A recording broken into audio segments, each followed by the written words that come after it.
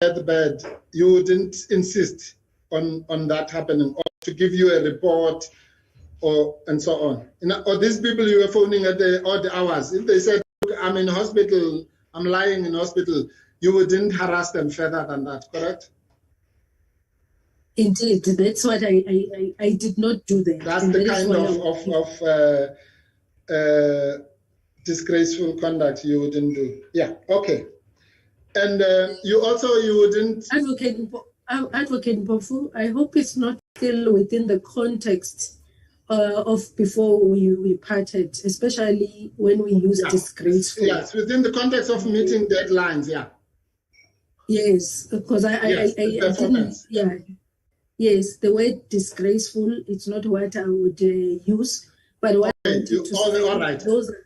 Okay, so fine. So if you, let's say it was you now, let's say it was you sitting on the deathbed, and if I phoned you and I said, no, I want my thing, I want my report, you wouldn't think that would be disgraceful? You think that would be admirable? Yeah, maybe disgraceful is a stronger word. However, maybe let's leave disgraceful. You would think that that would be a horrible thing to do, to phone you on your deathbed at ICU and say that you must give me a report. Wouldn't you? Yes, I would think that. That's fine. I can live with horrible. May I respond? May I respond? Pardon? I just wanted to. Yes, I wanted to respond. Yes, you may, ma'am. Yes, I think there may be a time delay. What I wanted to say, yes, I would think it's unreasonable, and that is why one would go back to the. You can't hear me. I can, but can you hear me? Oh, can hear you. I don't know. Is it clear, the person on your side? Because Advocate Mpofu says I'm faint. Okay, I can hear you. Proceed. I think, maybe it's on our side, yeah, because the chairperson says he can hear you. Yes, I was saying, Advocate Mpofu, yes, I would consider it as unreasonable, and that is why one would go back to the PP to explain. There are people who would not even answer at those times. So, and one would wanted to actually limit interfering with their own private time. But it's what then happens as we give feedback of what could not be achieved and the reasons, including those people who are ill.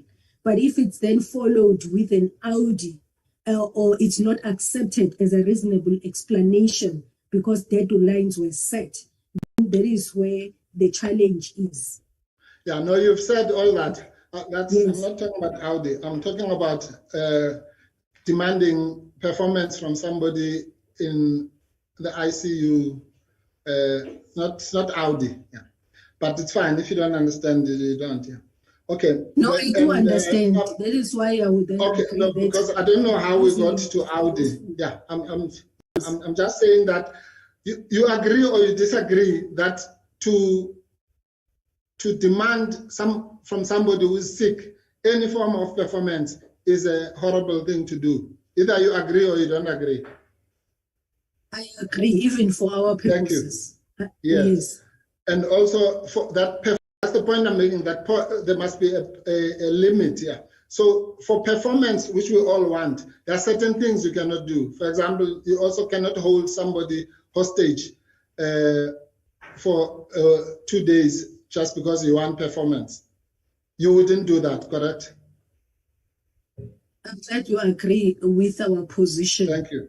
That was also unreasonable from the public protector's side as well. Absolutely. To explain the performance. Thank you. Yeah, no, thank you, ma'am. Okay, well, next, if you ever have another opportunity to give evidence under oath, please make sure that you don't do it on somebody else's statement, that you actually do your own statement, because it's unprofessional conduct. You would know that as a lawyer, because when you swear, we assume that you have read the things yourself, not that they have been put by somebody else, because otherwise that somebody else is not here to be cross-examined, so it becomes unfair. But I'm sure it's a lesson learned, isn't it? I've disagreed with you, so let us then keep it there where we have disagreed. So you think it's a good thing? You disagree that it's a bad thing to sign a statement with the things that you have not read? Is that what you disagree with? No, I have explained myself, Advocate Mpofu, on those issues, and I have no intention of reopening what we have dealt with. Okay, fine. Well, it's up to you. If you don't want to learn any lessons, ma'am, there's nothing I can do. But I thought, at least because you said you had legal training, that it might help you in the future if you ever consider practicing law. But that's fine. Thank you. And thank you, Chairperson. I think, as I said, this witness was I was just clarifying for yourselves, but no. Thank you, Advocate Mpofu. Thank you very much. I'll just take a few minutes before I come back to you now. Okay. Before I address the witness, I'm just going to check in terms of 616 and 617. Advocate Mayosi, if there's anything you want. I do have some issues to cover, Chair. Can I proceed? Yes. Ms. Thejane, good afternoon. Good afternoon. Good afternoon, Advocate Mayosi. I hope you can hear me. Yes, I can hear you clearly. Thank you. I just want to clarify some things that arose during the course of your cross-examination. I want to start with the assertion that you allegedly altered paragraph 10 of charge 4. Do you remember Advocate Shabalala taking you through that? Yes, I do. I just want to have a look at that. Seppo, can you put up can you put up the motion, please? Paragraph 10 of it.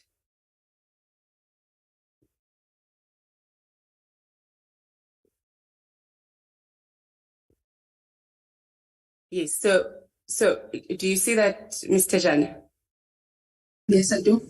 That is paragraph 10 of the motion, where it is said that Advocate Mkhwebane is guilty of misconduct in that she intimidated, harassed, and victimized staff, alternatively has failed to protect them from intimidation, harassment, or victimization by the erstwhile CEO of the Office of the Public Protector, Mr. Vusi. In particular, staff members who are listed below there. Do you see that? Yes, I so do. Can you put up paragraph 3 of Ms. Thejane's affidavit?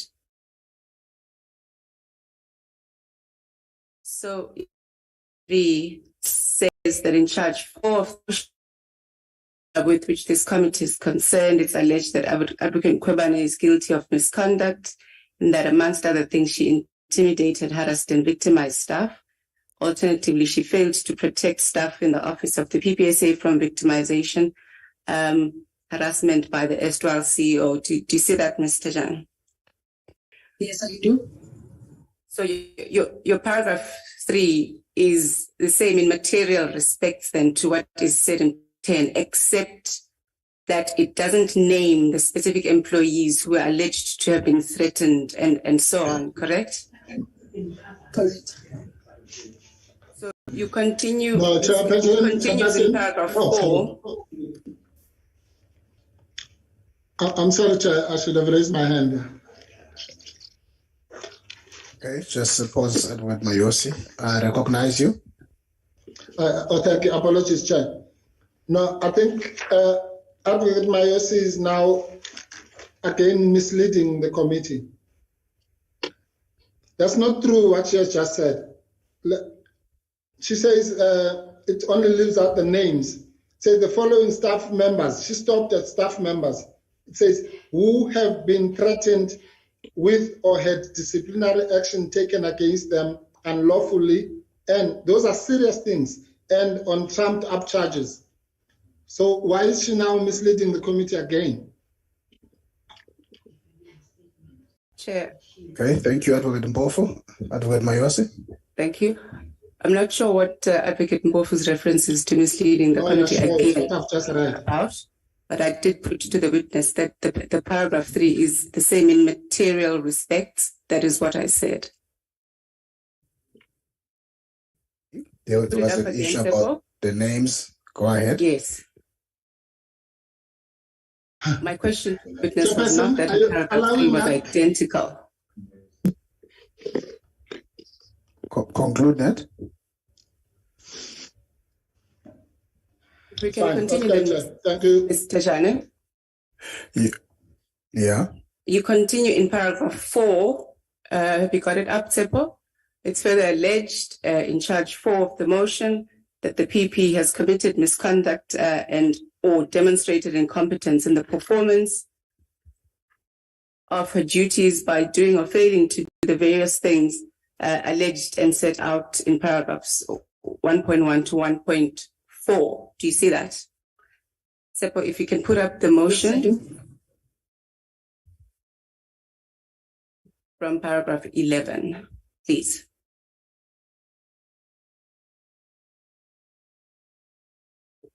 So paragraph 11 at the preamble says Advocate Mkhwebane has committed misconduct by and or demonstrated incompetence in the performance of her duties by failing intentionally or in a grossly negligent manner to manage the internal capacity and resources of management staff, investigators and outreach officers in the Office of the Public Protector effectively and efficiently, failing intentionally or in a grossly negligent manner to prevent fruitless and wasteful expenditure and or unauthorized public expenditure and legal costs, failing intentionally or in a grossly negligent manner to conduct the investigation and or make her decisions in a manner that ensures the independent and impartial conduct of investigation, and at 11.4, by deliberately seeking to avoid making findings against or deliberately or directing remedial action in respect of certain public officials, whilst deliberately seeking to reach conclusions of unlawful conduct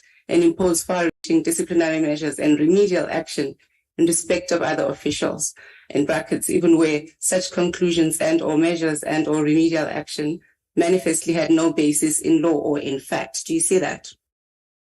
Yes, I do. Or if you can go back to Ms. Thejane's affidavit. But the real purpose of your affidavit and how you say you can assist this committee appears in paragraph 5. Is that right? That's correct. Where you say that in your capacity, in your current position in the organization, you have witnessed instances where staff at the PPSA have felt intimidated and victimized as a result of the conduct of the PP. So you talk about what you say is your experience and what you have witnessed as the conduct of the PP. Is that right? That's correct. Not Mr. Mahlangu, but the PP, correct? That's correct. And then, of course, in paragraph 6, you state that you've then deposed to this affidavit at our request as the evidence leaders to assist this committee with information which this committee may consider to be relevant in discharging it in its functions, right? That's correct. So your evidence relates in the main to what you say was the manner in which staff, including you, were treated in the office of the PPSA rather than about specific individuals that are named in charge 4 itself. Is that right? Indeed, that's correct. And would you agree that in order to appreciate the full context of why you made this affidavit, paragraph 3 to 5 must all be read together, and that it's perhaps incorrect to isolate a single paragraph in that section of your affidavit? Would you agree with that? Certainly correct. That was the intention. I'd like to move on to the issue of the Audis that were issued to you. Maybe just before you move, just pause, Advocate Mayosi. I recognize the hand of Advocate Mpofu. Yeah, Chairperson, yeah, well, I won't make an objection because that's a waste of my time. I just want to put on the record that Ms. Mayosi is now testifying or giving legal argument. All the witnesses to say is yes, yes, yes. But that's fine. Let it continue. Thank you, Advocate Mpofu. Advocate Mayosi.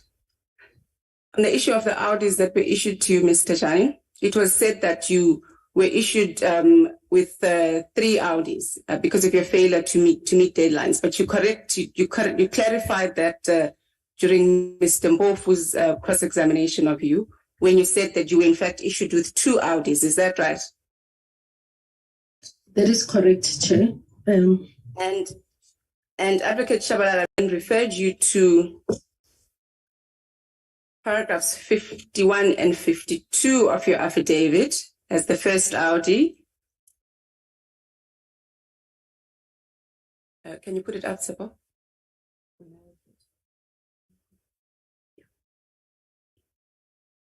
51, page 4361.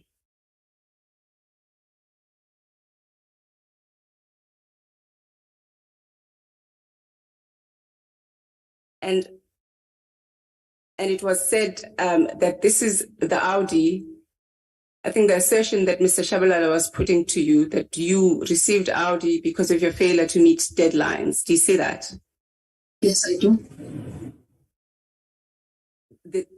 And this is the Audi that was first issued by Mr. It was not the first Audi, but it was issued by Ms. Nelisiwe Thejane when there was a failure by the EMs to meet the deadlines set for 30 September 2021. Is that correct? That's correct.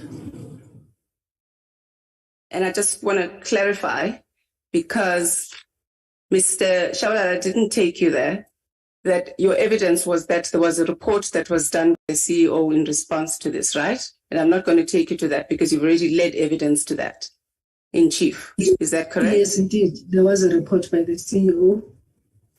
And that's the one you referred to in paragraph 55.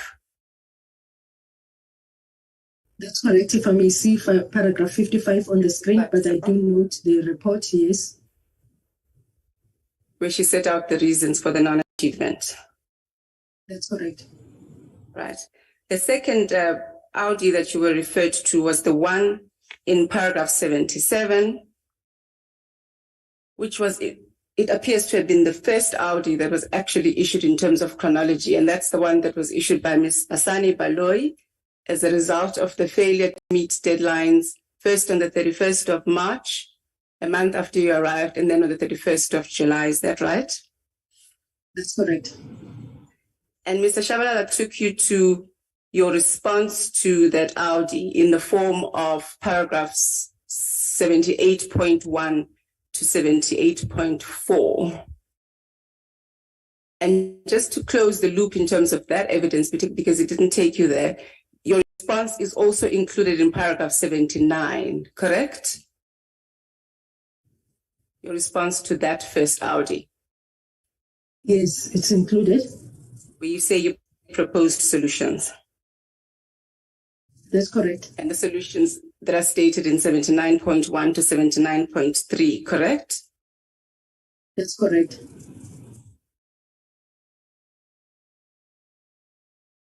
And can I just ask, were these suggestions heeded?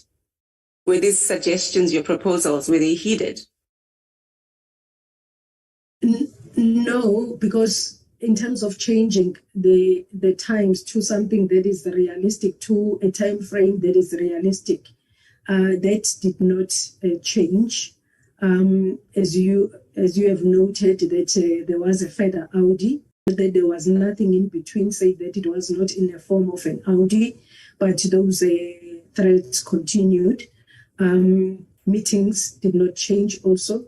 So training, there was training that was provided, but I did indicate when I was responding to Advocate Shabalala that even during the training that was provided to investigators, some of them would be called back from the very same training to attend to matters to the extent that they then had to withdraw from the training, some of them, but they had to take calls. So I have already indicated to the committee. So the issue of training, yes, that was attended to, but it also had those challenges. Thank you. So Mr. Shabalala also then took you to paragraph 83, which is the one that talks about Mr. Mohalaba. And you already clarified with Advocate Mpofu that Mr. Mohalaba did not in fact issue with you with an Audi, right? Yes, he didn't. And he didn't discipline you? No, he didn't. And you said that he was nevertheless instructed by the PP to discipline you, right? That's correct. That is what he said to me based on this. Are you able to incident. explain why he did not obey the instruction?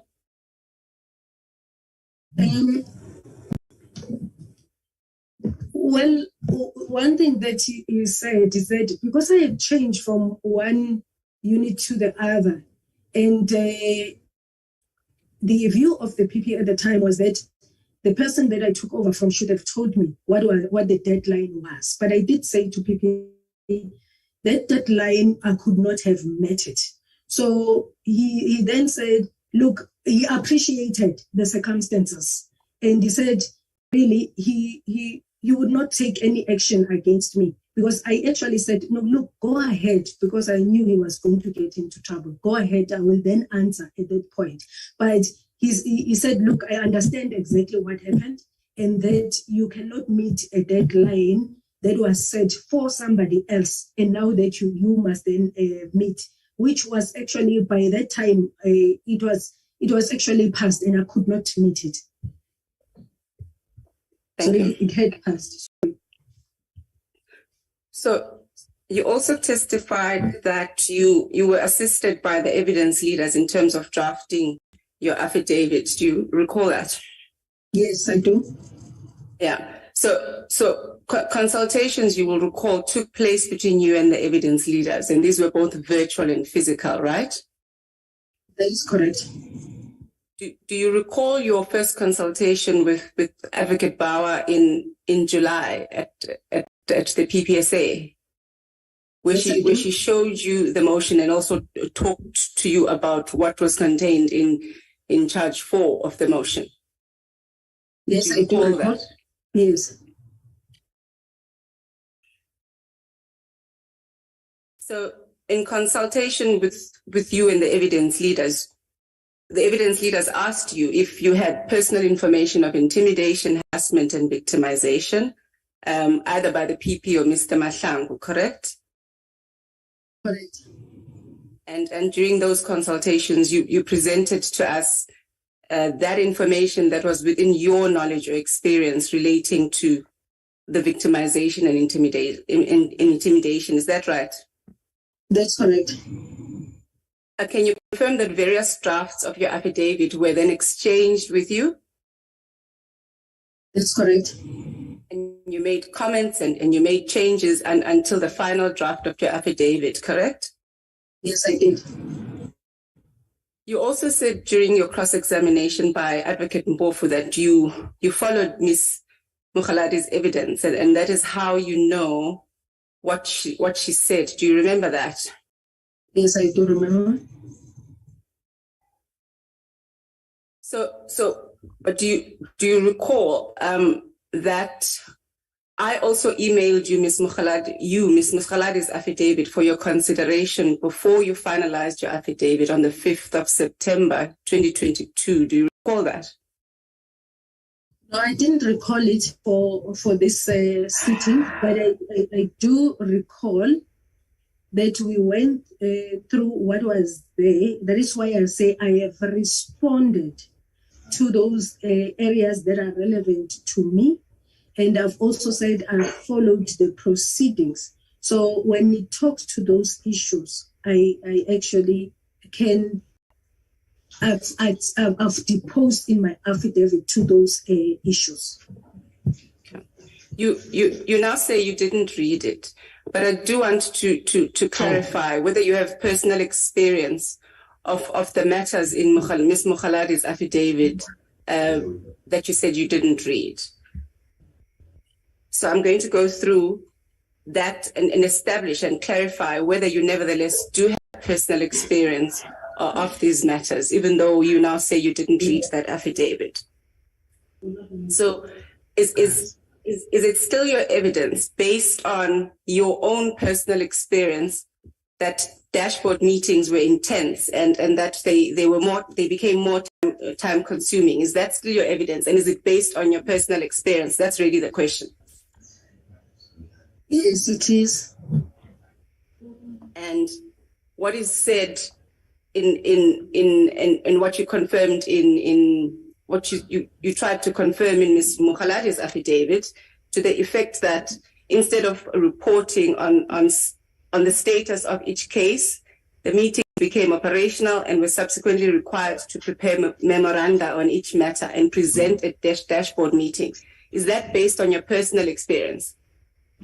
Yes, that's why I related my own first-hand experience on those, including dashboard. And just a pause.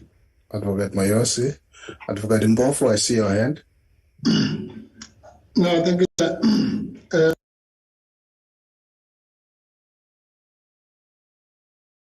Oh, sorry. I was muted, yeah. Just wanted to put on the record that all this evidence is coming once again from the mouth of Ms. Advocate Mayosi, where the witness has said that if she said here she had not read the thing, she had not read it. It can be changed. Yes. Okay. Chair, you will have noticed that I'm not disputing that she did sorry, not. I just got muted. I'm sorry, ma'am. I was not finished. I got muted, or I muted myself here. So I just wanted to say that, Chair, and to say that, yeah, ordinarily you should not allow this, what's happening now, because it's not worth anything. It's just worthless. Thank you. Thank you, Advocate Mpofu.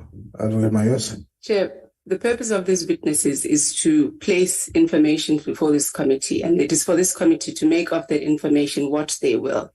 What I am doing here is that you will have noted that I don't dispute the witness's evidence that she now says she didn't read the affidavit, but I do think it nevertheless needs to be clarified whether she has personal experience of these things, and that is what I'm seeking to do. If she doesn't, she will say no. Okay.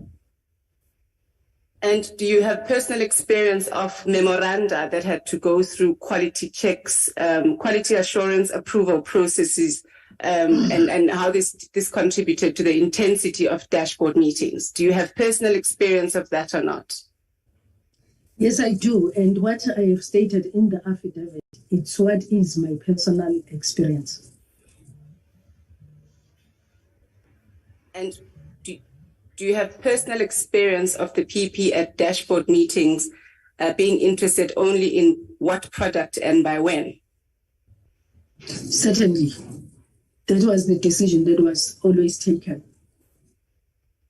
So coming back then to how your affidavit eventually came about, it is so that you were eventually satisfied with the contents of that affidavit and that it contained matters that were within your knowledge and personal experience, correct? That is correct. So lastly, Ms. Thejane, you first gave evidence here on the 10th of September 2022. Do you recall that? On a Saturday? Yes. Remember? Yeah. Do you recall that on the 8th of September 2022, almost 9 weeks ago, I provided you with a copy of the motion in one email? Do you recall that? I do not really recall. I got the directives, but not the motion. Yes. So thereafter, in another email, you do recall that I provided you with a copy of the directives on the same day, right? Yes. I have no further questions, sir. Okay. Thank you, Advocate Mayosi. Ms. Thejane, if I may get your attention, please. We're reaching the end of your journey with us from as long as the 10th of September. And so I do want, on behalf of the committee, to express our appreciation and thank you for availing yourself before the 10th of September, on the 10th, on the 13th, and the other occasions when we could not attend to your cross-examination. And I sincerely apologize on behalf of the committee that would have dragged you along for such a long time, and that it's been such a long time that it's even possible that certain moments would be forgotten and so on. So we want to thank you for that.